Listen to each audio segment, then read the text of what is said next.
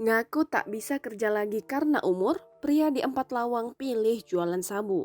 Sat Narkoba Polres Empat Lawang mengamankan Abdul Kobil, 51 tahun, pria paruh baya yang berprofesi sebagai petani warga Kelurahan Pendopo, Kecamatan Pendopo, Kabupaten Empat Lawang pada Minggu 13 Juni 2021. Abdul Kobil ditangkap oleh polisi lantaran melakukan jual beli narkotika golongan 1 jenis sabu. Saat ditangkap, polisi mengamankan barang bukti sabu sebanyak 6,64 gram.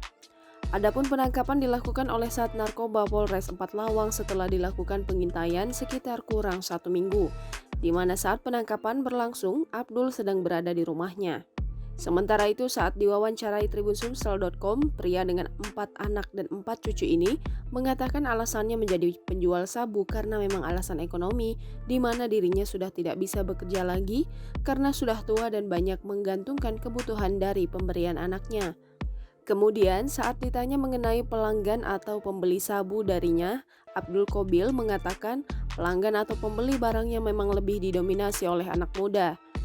Dari Abdul Kobil, Sat Narkoba Polres Empat Lawang berhasil mengamankan barang bukti berupa paket kecil dan besar sabu dengan total berat 6,64 gram, uang tunai Rp150.000, dan seperangkat alat hisap atau bong.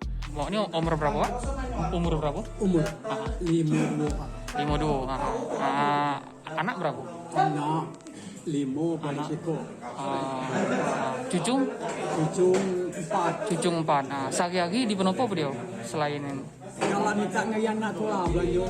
Oh, ini ada berkebun tuh, Bu? Kebun lah tu. Kebun mau asing ngurus. Oh, ini ada ngurus kebun. Oh, iya. Kawan.